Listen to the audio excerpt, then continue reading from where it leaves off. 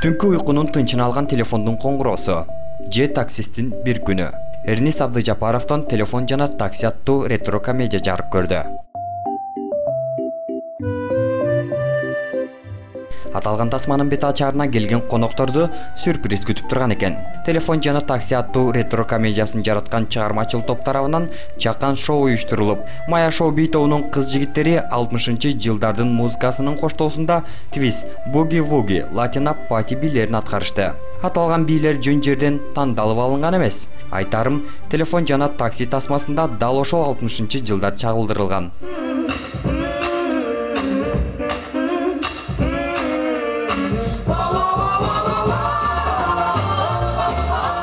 Коноктордун арасынан актриса Илина Абай кызы менен спортчу Кумар Жалиевдин бийи өзгөчөлөнүп, айтор кыз жигит делинген жаштар музыканын ыргагы менен кыймылдашып, элдин назарын элешти.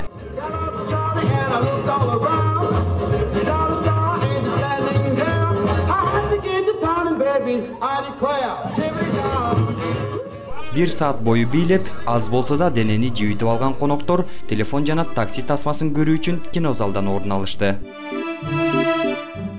Тасмадагы башкы ролдорду белгилүү ырчы актер Асылбек Өзбеков, актриса Гүлмира Турсунбаева, Зарема Асаналиева жана башкалар аткарышкан.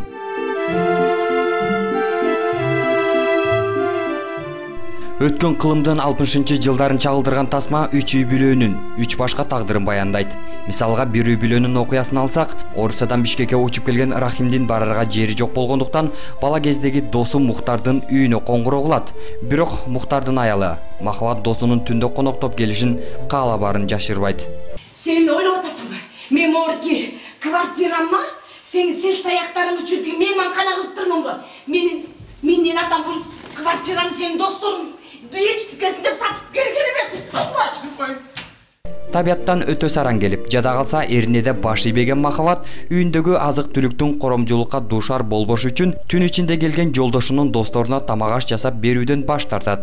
Мындай пикир келишпестиктеринен улам эрди катын ортосунда жаңжал чыгып, айласы кеткен Мухтар досунун көңүлүн ооруткусу келбей, ошол түнү жубайы менен эки ажырым жолго түшөт. Бир да мүнөт кармалбай, кийим кечегиңди чогултуп алып чыгып кет. Жалпысынан тасмада адамдар бири-бирибизди түшүнүп, бири-бирибизге мээрим, жылуулук тартуулап, көңүл оорутпасак деген адамдын ички дүйнөсүн козгогон ойлор камтылат.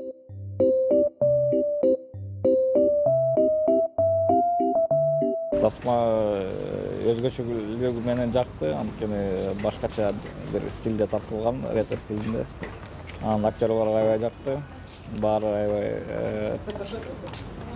сулуу көрүнүп, кыздар башкача бир 60-жылдардыкындай болуп. Бул кино мага аябай жакты. Анткени 60-жылдары Союздун учуру эл анчалык бай эмес, жанагы телефон ошол убактагы менин курагымдагы кишилердин эмес экен, турмуш экен. Абдан жакшы тартылып туруп, мага аябай жакты. Ушу уулума дагы, кино жаратуучуларга дагы аябай иштерине ийгилик каалайм. Режиссердун задумкасы аябай жакшы экен. Анан ошо көрүнүп турат, драматургиянын негизине тартылган, баягы айтпады, пьесанын негизине тартылган деп атпайбы? Ошон үчүн мен да ошо элестетип аттым да, кандай бир негизи сценада кандай нерсе болгон.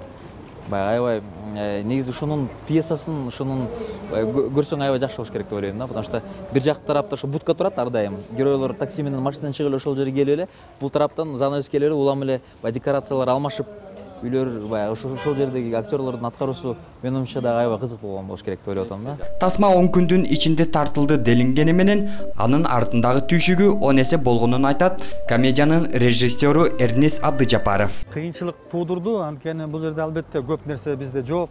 Ошол каражаттын жоктугунан биз баягы кууш жерде бир чагылдырганга аракет кылдык. Анткени ошол кезде чагылдырсак бизге троллейбустар керек болмок.